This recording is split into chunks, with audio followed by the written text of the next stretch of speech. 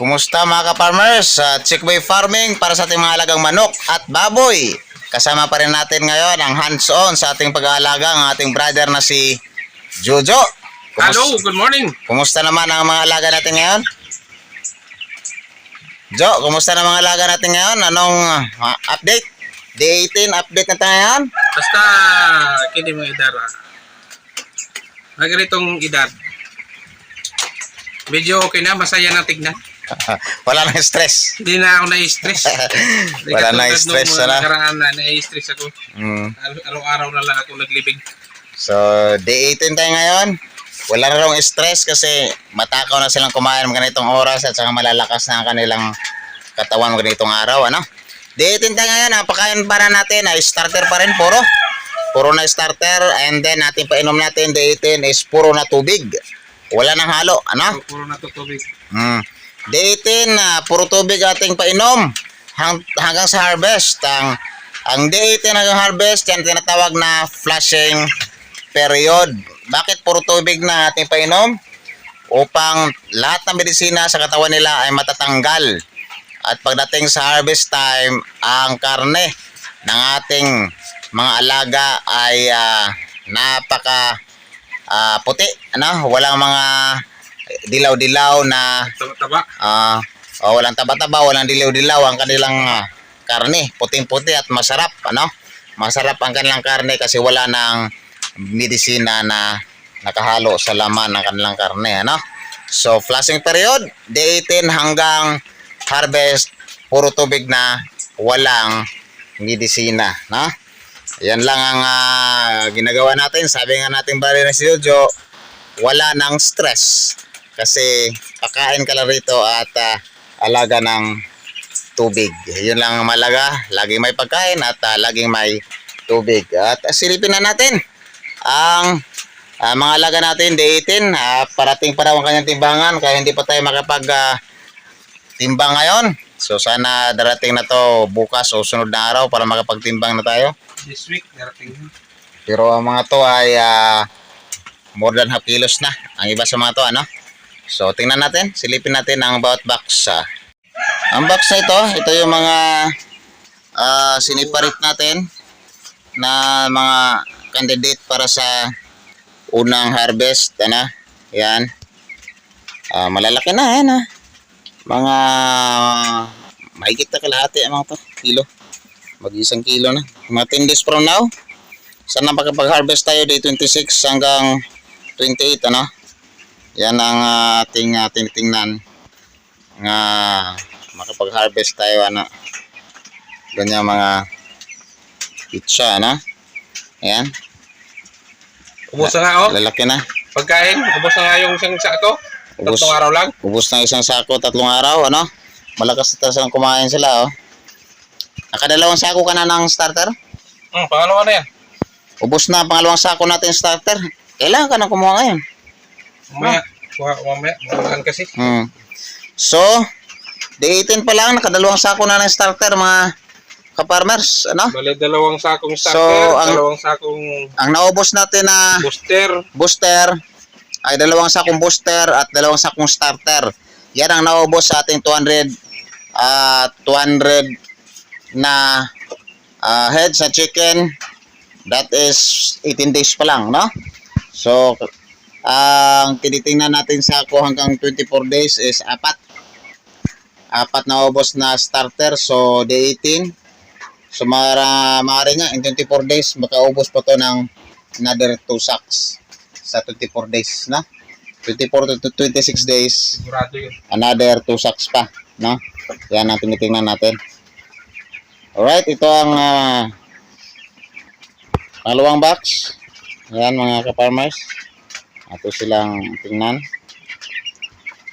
Yan sila. No?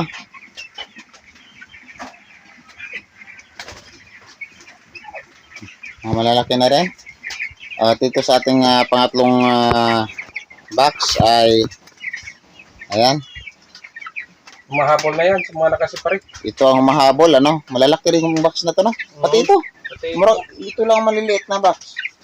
no? Oh, ito medyo maraming maliliit dito. Kabila. So ito, malalaki rin ito. Mahabol to sa Mahabol to. Mga nakasiparit. nakasiparit. Halos pareha-para sa ng ano niya. Ang laki. You know, mga malalakas kasi dito eh. No? Nagtatakbuhan. You know, mahabol na ito mga ka-farmers. Ito yung box na malakas kumain. Yan. Alin? Itong tatlong to. Itong tatlo? Oh. Kaya pala mahabol. Kahit gabi, nagdadagdag ako rito. Ito, atong pang-apat na box. Malalaki na din. No? Yan, malalaki na rin sila. So, tinitingnan natin ito, mga 10 days from now, day 26, hanggang 28. Mayroon na tayong candidate para sa harvest. Parating na ba ang plucker mo?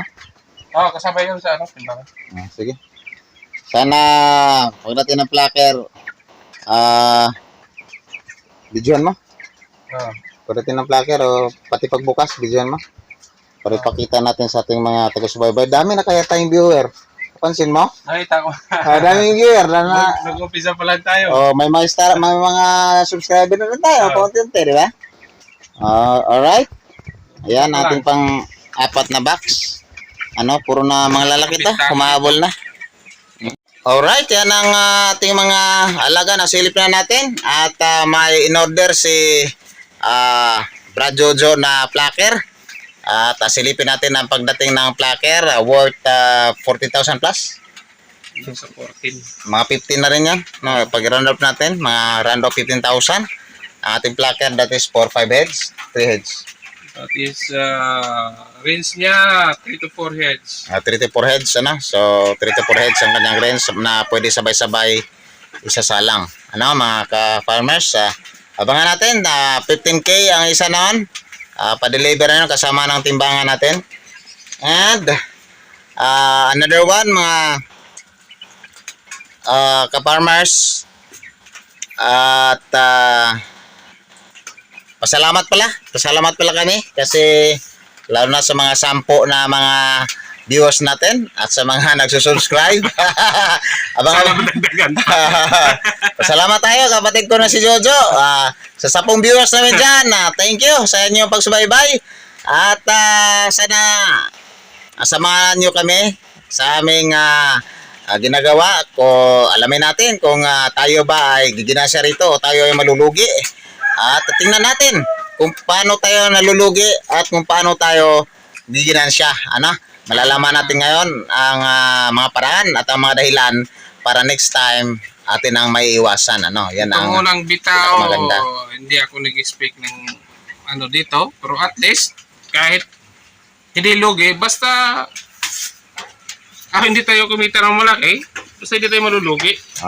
Tama kasi Nagkamali tayo nung brooding. kasi learning stage ito, no? Learning stage. Kasi unang bitaw namin ito, unang alaga talaga 200 heads. May pagkukulang kami ginawa sa brooding stage, ano? Hindi namin natingnan, ano?